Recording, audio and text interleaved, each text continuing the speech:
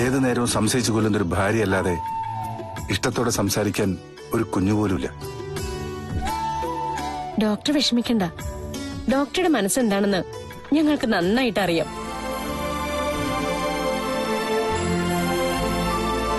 ഇടയ്ക്ക് ഡോക്ടറിനോട് ചോദിച്ചായിരുന്നു അച്ഛന്ന് വിളിക്കാമോന്ന്. അങ്ങനെ വിളിക്കുന്നില്ലെങ്കിലും അങ്ങനെ തന്നെ ഇപ്പൊ കാണുന്നത്.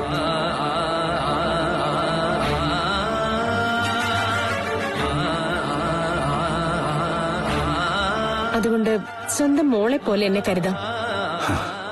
അത് മതി, എനിക്കത് മതി മോളെ. ഏതായാലും മടങ്ങി വന്നതല്ലേ, ഇനി ആഹാരം കഴിച്ചിട്ട് പോയാ മതി. ഒന്നിച്ചിരി. എന്തോ വിശപ്പില്ല. മോളുടെ അമ്മയെ കണ്ട ശേഷം മനസ്സാകെ പതറി നടക്കുക. അതുകൊണ്ട് ഇന്നിനി ആഹാരം കഴിക്കാനും ശരിക്കും ഉറങ്ങാനൊന്നും പറ്റില്ല. അമ്മ ഞങ്ങളെ ഉപദേശിച്ച് ഡോക്ടറിന് അകറ്റുമെന്നുള്ള ഭയമാണെങ്കിൽ അതൊരിക്കലും നടക്കാത്ത കാര്യമാ. അതിനെക്കുറിച്ച് ഓർത്ത് ഡോക്ടർ വെറുതെ മനസ്സ് നോവിക്കണ്ട. മോളുടെ അമ്മ ഇനിയും മോളെ കാണാൻ വരും. അങ്ങനെ വന്നാൽ ഞാൻ ആ മുഖത്ത് നോക്കി പറയും, അവരെന്നെ പറഞ്ഞു വിട്ട ഒരു സ്ഥലത്ത് നിന്നും ഞങ്ങൾക്ക് സമാധാനം കിട്ടിയില്ലെന്നും ഡോക്ടറുടെ അരികിൽ വന്നപ്പോ മാത്രമാ പ്രതീക്ഷ ഉണ്ടായതെന്നും. ഇന്ന് ഞാൻ അമ്മയാകാൻ തയ്യാറെടുക്കുന്നെങ്കിൽ അതിന് കാരണമായത് ഡോക്ടറുടെ ട്രീറ്റ്മെന്റ് അല്ലേ? ആ നന്ദി സ്നേഹവും ഇനി മരണം വരെ കൂടിയുണ്ടാവും. ആ വിശ്വാസത്തിൽ തന്നെ ഞാൻ പോവാ. മോൾ ശരീരം നോക്കണം. വെറുതെ അമ്മയായിട്ട് വഴക്കിനൊന്നും പോണ്ട. പോയിട്ട് വരാം.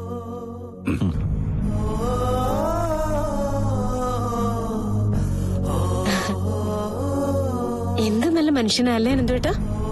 അതെ, അതുകൊണ്ട് അദ്ദേഹത്തിന്റെ ഭയം ഒരിക്കലും ശരിയാവരുത്. ആരൊക്കെ അദ്ദേഹത്തെ തള്ളി പറഞ്ഞാലും നമ്മൾ കൂടെ നിൽക്കണം.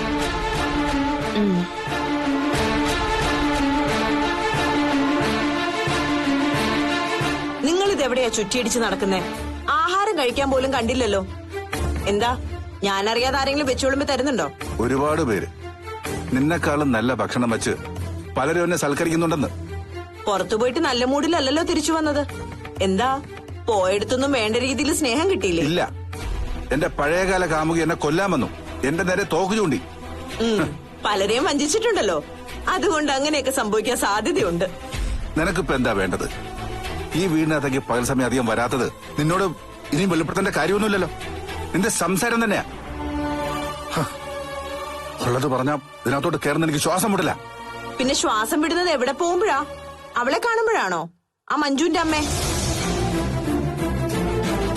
അവരാണല്ലോ ഇപ്പൊ നിങ്ങളെ തേടിക്കൊണ്ടിരിക്കുന്നത്.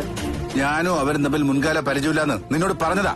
എങ്കിലും അവരുടെ പേര് പറയുമ്പോ നിങ്ങളുടെ മുഖത്ത് നല്ല വ്യത്യാസമുണ്ട്. ഞാനുമായി ഒരു ബന്ധമില്ലാത്ത ഒരാളെ ചേർത്ത് കഥകൾ ഉണ്ടാക്കുമ്പോ എനിക്ക് നോവും. നാളെ നീ പുറത്തു വെച്ച് ആരെങ്കിലും കണ്ട, ഏതെങ്കിലും പരിചയക്കാരനുമായി സംസാരിച്ച, അവരൊക്കെ നിന്റെ കാമുകനാണെന്ന് പറഞ്ഞാ നിനക്കത് ഉൾക്കൊള്ളാൻ പറ്റുമോ? എനിക്ക് വൃത്തികെട്ട സ്വഭാവം ഇല്ലാത്തതുകൊണ്ട് നിങ്ങൾക്ക് അങ്ങനെ പറയാൻ പറ്റില്ല. നിന്റെ സ്വഭാവം നല്ലതാണ്, നിന്റെ മാത്രം വിശ്വാസമാ. ഞാൻ ഈ ലോകത്ത് കണ്ടതിൽ ഏറ്റവും മോശം മനസ്സിനുടമേ നീ. ആഹാ, ഇതൊക്കെ പുതിയ വെളിപ്പെടുത്തലാണല്ലോ. ഇനി ഇങ്ങോട്ട് കയറി മാന്തിയ ഇതുപോലുള്ള സംസാരങ്ങൾ ഒരുപാടുണ്ടാവും. നിന്റെ ചൊൽപ്പടിക്ക് നിൽക്കാൻ ഞാൻ നിന്റെ അടിമയൊന്നുമല്ല. ആരാ നിങ്ങൾക്ക് ഈ ധൈര്യം തന്നത്? നീ തന്നെയാ, നിന്റെ സംസാരം തന്നെയാ. ഇനി നിന്നെ താണുവണങ്ങി നിൽക്കുന്ന പ്രശ്നമൊന്നുമില്ല. വയസ്സ് 55 ഇനി അധികകാലം ജീവിതമൊന്നുമില്ല എനിക്കും നിനക്കും. ആ സമയം കലഹിച്ച് കളയാനുള്ളതല്ല. അതുകൊണ്ടായിരിക്കും പുതിയ പുതിയ ബന്ധങ്ങൾ തേടി പോകുന്നത്. അങ്ങനെ പോയിട്ടുണ്ടെങ്കിൽ, ബന്ധം തുടങ്ങിയിട്ടുണ്ടെങ്കിൽ അത് നിന്റെ സ്വഭാവത്തിന്റെ പരാജയ. വൈകല്യമുള്ള മനസ്സിനെ മാറ്റിയെടുക്കണമെങ്കിൽ അതൊരു സൈക്കാട്രിസ്റ്റിനെ കൊണ്ടേ കഴിയൂ. അല്ലെങ്കിൽ നീ നിന്റെ അവസാന കാലം വരെ ഇങ്ങനെ ചലമ്പിക്കൊണ്ടിരിക്കും. പറയാൻ പാടില്ലാതൊക്കെ പറഞ്ഞുകൊണ്ടിരിക്കും. കുറച്ചു നാളായി നിങ്ങളുടെ പിന്നാലെ ഞാൻ വരുന്നില്ല. അതിന്റെ ദോഷങ്ങളെ കാണുന്നതെന്നൊക്കെ എനിക്കറിയാം. ഒരു കാര്യം ചെയ്യ്, നീ എന്നെ ഫോളോ ചെയ്. അങ്ങനെ പിന്തുടർന്ന് വരുമ്പോ ഭർത്താവ് വഴുതെറ്റി പോകുന്നുണ്ടെങ്കിൽ അവിടെ അവസാനിപ്പിക്കാം നമ്മുടെ ബന്ധം. അങ്ങനെ ബന്ധം പിരിഞ്ഞ് ഞാൻ പോകുന്നു നിങ്ങൾ കരുതണ്ട. നിങ്ങളെയും കൊണ്ടേ ഞാൻ പോവുള്ളൂ. വെറുതെ പേടിപ്പിക്കാതെ.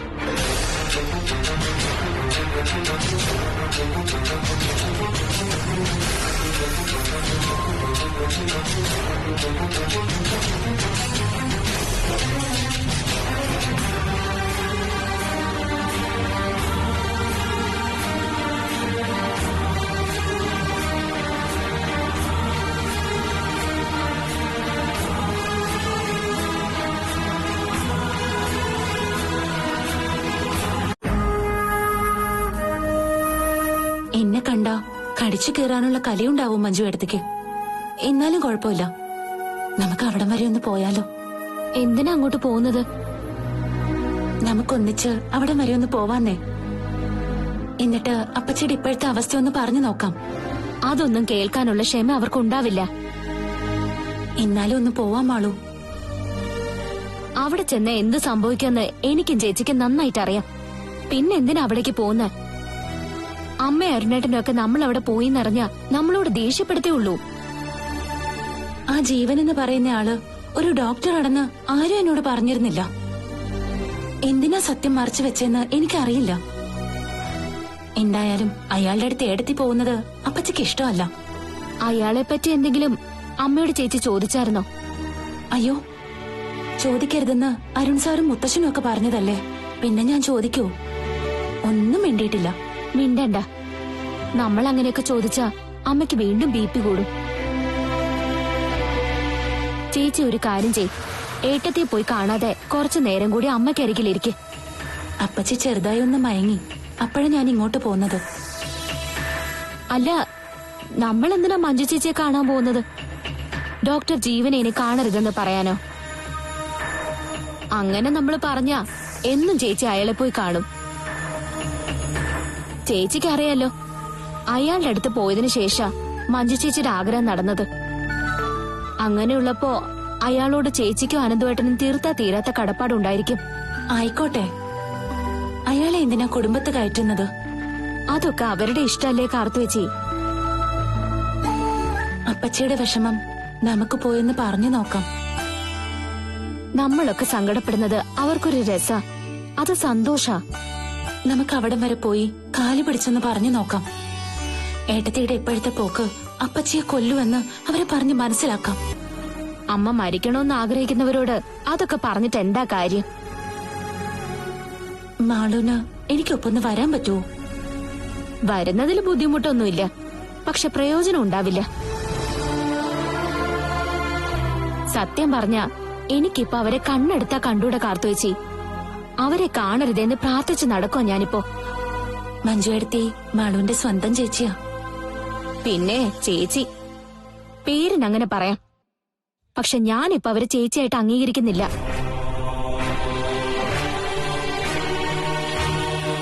ഇനിയിപ്പോ അതിന്റെ പേരിൽ എന്നെ കുറ്റപ്പെടുത്തണ്ട. എന്തായാലും നമുക്ക് അവിടം വരെ പോവാം. പോയിട്ട് അവരുടെ വായിലിരിക്കുന്നത് കേട്ടിട്ട് വരാം. ഞാനെന്തായാലും ഒന്ന് റെഡിയാവട്ടെ.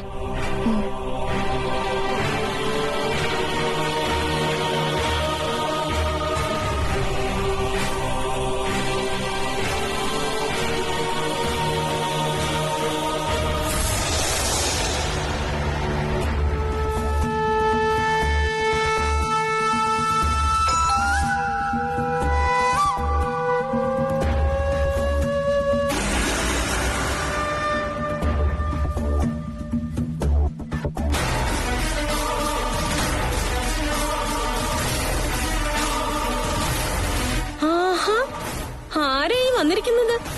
എന്റെ പുന്നാര അനിയത്തിയോ?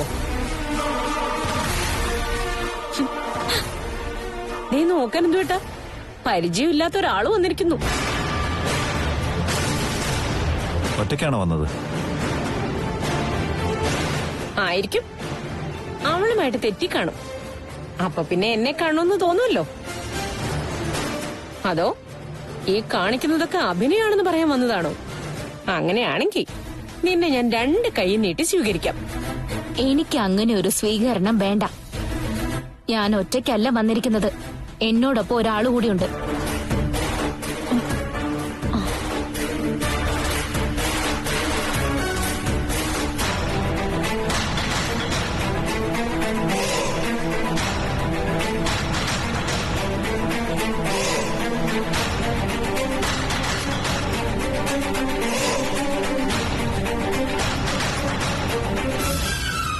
ഇവളെയും കൂട്ടി എന്തിനാ ഇങ്ങോട്ട് വന്നത്? ഇവിടെ കാലെടുത്ത് വെക്കാൻ നിനക്ക് എങ്ങനെ ധൈര്യം വന്നടി? ചേച്ചി അകത്തോട്ട് വാ. ഒരടി മുന്നോട്ട് വെക്കരുത്. ചേച്ചി വാ. അത് പറയാൻ നിങ്ങൾക്ക് എന്താ അവകാശം? ഇത് അരുണേട്ടന്റെ കൂടെ അവകാശപ്പെട്ട വീടാ. എന്റെ കൂടെ വന്നിരിക്കുന്നതേ അരുണേട്ടന്റെ ഭാര്യയാ. ഓ, ആ അധികാരം വെച്ച് വന്നതാണോ? എന്താ അതൊരു അധികാരമല്ലേ?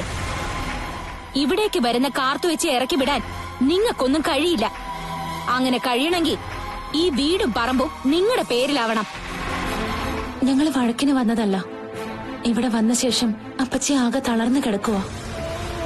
അന്യരായ ആൾക്കാർ തമ്മിലല്ല വഴക്കിട്ടത്, അമ്മയും മകളും തമ്മിലാ. എന്റെ കാര്യം പറഞ്ഞ വഴക്കെങ്കിൽ ഞാൻ അപ്പച്ചിയുടെ അരികിൽ നിന്നും എന്നേക്കുമായിട്ട് മാറി നിൽക്കാം. പക്ഷേ ഇനി അപ്പച്ചിയെ വേദനിപ്പിക്കരുത്. ഇത് പറയാനാണോ നീ ഇങ്ങോട്ട് വന്നത്? അതോ വിവാഹം കഴിഞ്ഞ് ഇത്രയും നാളായിട്ടും വിശേഷം അറിയിക്കാത്ത നിന്നോട് അരുണും എന്റെ അമ്മയും പറഞ്ഞോ എന്നെ വന്ന് കണ്ടിട്ട് ഞാൻ പോകുന്ന ഡോക്ടറുടെ അരികിലേക്ക് എനിക്കൊപ്പം പോവാൻ? നല്ല ഉദ്ദേശത്തോടെ ചേച്ചി ഇങ്ങോട്ട് വന്നത്. വരണ്ട വരണ്ടെന്ന് പറഞ്ഞിട്ടും നിർബന്ധിച്ച് എന്നെ കൂട്ടിക്കൊണ്ട് വരികയായിരുന്നു. അത് മനഃപൂർവ്വം ഒഴിഞ്ഞു മാറി നടക്കുന്നവരായിട്ട് വഴക്കുണ്ടാക്കാൻ തന്നെയാ. എല്ലാവരും ഈ വീട് വിട്ടു പോയ ശേഷവും ഞങ്ങൾ അന്തസ്സായിട്ട് തന്നെയാ ജീവിക്കുന്നത്, ഒരു പരാതിയും പറയാതെ. അതിവൾക്ക് സഹിക്കുന്നില്ല. അതുകൊണ്ട് ഇവിടെ വന്ന് പഴയതുപോലെ താമസം തുടങ്ങണായിരിക്കും. അതിന്റെ ആവശ്യം തൽക്കാലം കാർത്തു ചേച്ചിക്കില്ല. എന്തിനാ അനന്തുവേട്ടായി വഴക്ക്? അതുകൊണ്ട് ആർക്ക് എന്താ ലാഭം? വഴക്കിടാതിരിക്കാനാ നീ ഇങ്ങോട്ട് വരരുതെന്ന് പറഞ്ഞത്. കാർത്തു ചേച്ചി വരുന്നില്ല.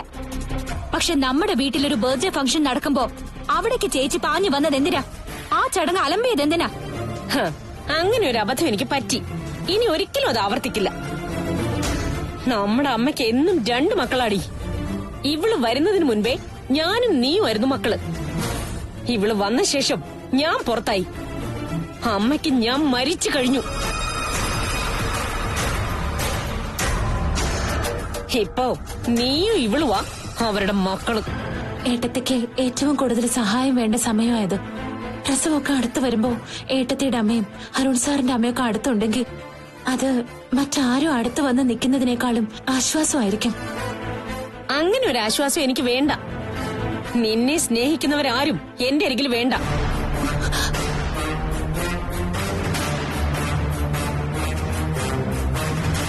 അതുകൊണ്ട് മേലിൽ ഇങ്ങോട്ട് വരരുത്. നീ മാത്രമല്ല, നിന്നെ സ്നേഹിക്കുന്നവരും.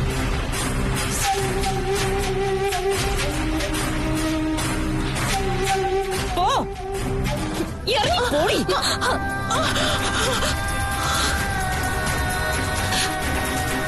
ഇറങ്ങി പോടി. ഇനി തൊട്ടുപോരുത് കാർത്തു വെച്ചേ. അങ്ങനെ എനിക്ക് വിളിച്ചോണ്ട് പോടി. ഒരു കാരണമില്ലാതെ കടന്നു വന്നിരിക്കോ എന്റെ മനസ്സമാധാനം കളയാൻ. ഇവളുടെ മുഖം കാണുന്നതും തീയിൽ ചവിടുന്നതും എനിക്ക് ഒരുപോലെയാ. ഇനി ഇവളെ ഇങ്ങോട്ട് കൂട്ടിക്കൊണ്ടുവരുന്നതേ എനിക്ക് കൊള്ളി വെച്ചിട്ട് മതി. മാളു, ഇവളെ വിളിച്ചോണ്ട് പോ. എന്തിനാ ഇങ്ങനെ ഭാര്യയുടെ അടിമയായിട്ട് ജീവിക്കുന്നേ? എപ്പോഴെങ്കിലും നട്ടിൽ നിവൃത്തി ഒന്ന് നിന്നൂടെ? നല്ലവര് തിരിച്ചറിയാൻ ശ്രമിച്ചൂടെ? കുടുംബത്തിലെ മൂത്തയാളാ. പക്ഷെ അരുണേട്ടിന്റെ മുന്നിൽ ഒന്ന് നിൽക്കാനുള്ള യോഗ്യത പോലും അനന്തുവേട്ടനില്ല. ദേ, ഞാൻ പറഞ്ഞത് സത്യ. അത് ഞാൻ എവിടെയും പറയും. കാർത്തുച്ചു വാ.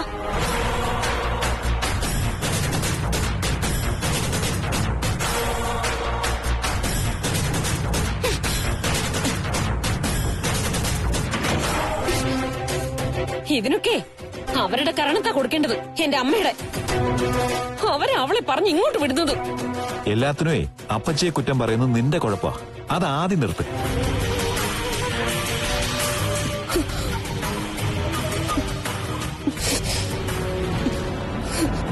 രണ്ടും കൂടി വന്നിരിക്കുക എന്റെ മനസ്സമാധാനം കളയാനായിട്ട്. എത്ര പറഞ്ഞാലും ചേച്ചി കേക്കില്ല. ഇവിടെ വന്നു കഴിഞ്ഞ ഇതൊക്കെ തന്നെ സംഭവിക്കും. അത് ചേച്ചിക്കും അറിയാം. എന്നാലും വന്ന് ചാടിക്കൊടുക്കും.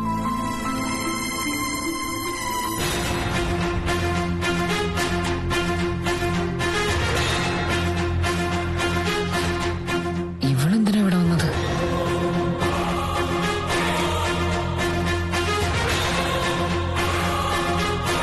കാർത്തു എന്താ ഇവിടെ?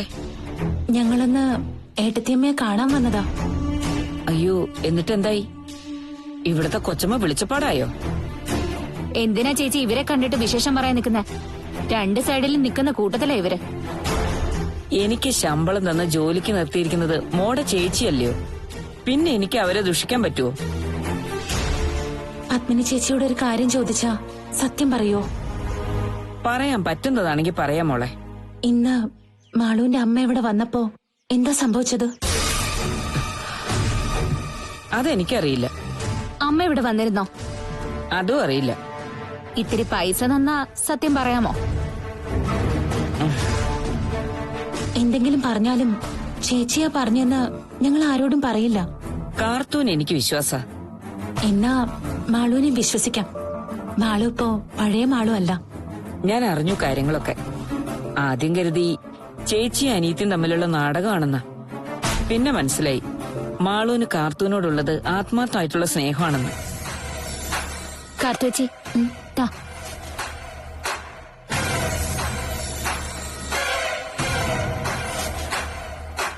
ദേ, ഇത് വെച്ചോ.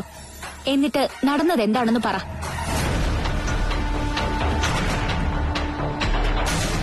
അതെ, ആ ഡോക്ടർ ജീവനാ പ്രശ്നം.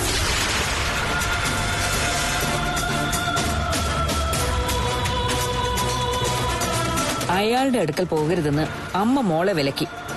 എന്നാ മോൾ അതൊന്നും കേൾക്കാതെ അമ്മയെ ആട്ടി വിടുക ചെയ്തത്.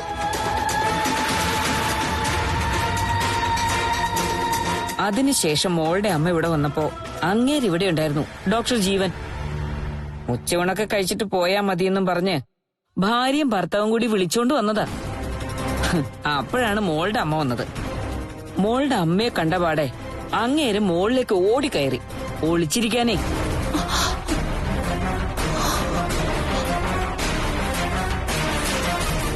എന്നാ അയാൾ ഇവിടെ ഉണ്ടെന്നറിഞ്ഞിട്ടാ മോടെ അമ്മ വന്നത്. അതുകൊണ്ട് കണ്ടേ അടങ്ങൂന്നും പറഞ്ഞ് കൊച്ചമ്മ നിന്നപ്പോ അവസാനം ഡോക്ടർക്ക് ഇറങ്ങി വരേണ്ടി വന്നു. എന്നിട്ടെന്താ, ആ ഡോക്ടറുടെ മുഖത്ത് നോക്കി അമ്മ പറഞ്ഞു അയാൾ ഒരു കൊള്ളരുതാത്തവനാണെന്ന്.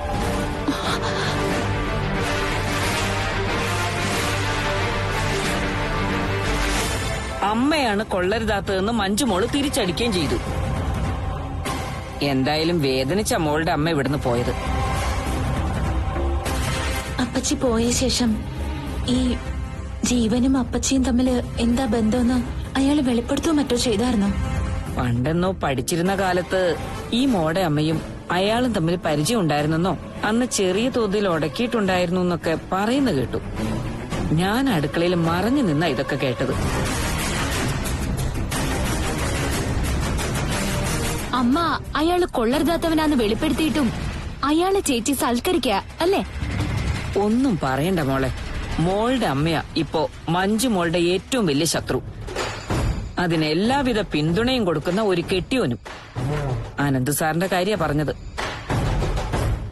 ദേ, എല്ലാം കഴിഞ്ഞ ശേഷം ഡോക്ടർക്ക് സദ്യയും കൊടുത്താ വിട്ടത്. ഇപ്പൊ അയാളും മഞ്ജുമോളെ ചികിത്സിക്കുന്ന ഒരാളായിട്ടല്ല കാണുന്നത്, സ്വന്തം മോളായിട്ടാ.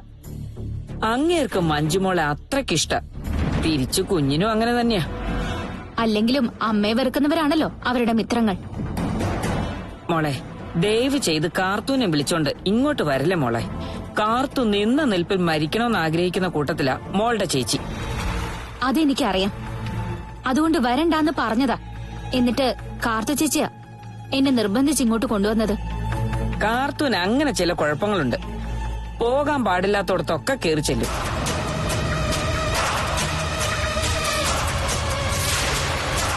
മഞ്ജുമോളെക്കാളും വിളഞ്ഞ ഒരെണ്ണം കാർത്തൂന്റെ തറവാട്ടിലുണ്ട്. മാമന്റെ മോള് വിജിത.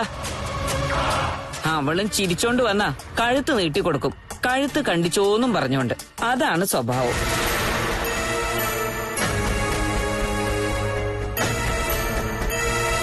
ഏതായാലും ഞാൻ ഇതൊക്കെ പറഞ്ഞ കാര്യം മോളുടെ ചേച്ചി അറിയണ്ട. അറിയില്ല. പക്ഷേ ഇനിയും ഇതുപോലുള്ള ന്യൂസുകൾ ഞങ്ങൾക്ക് ചോർത്തി തരണം. അതൊക്കെ ഞാനേറ്റു. കാശ് തരുമെങ്കിൽ പിന്നെ എനിക്കെന്താ പാട്. ശരി, ഞങ്ങള് പോയിട്ട് വരാം.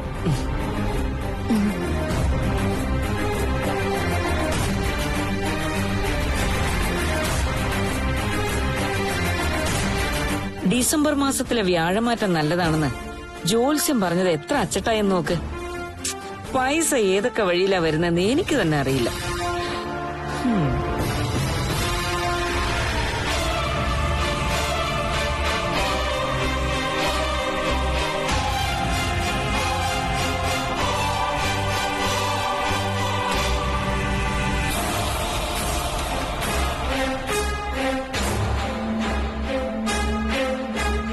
പുറത്തു വന്ന് തന്റെ കലിപ്പിൽ നിൽക്കുമായിരിക്കും.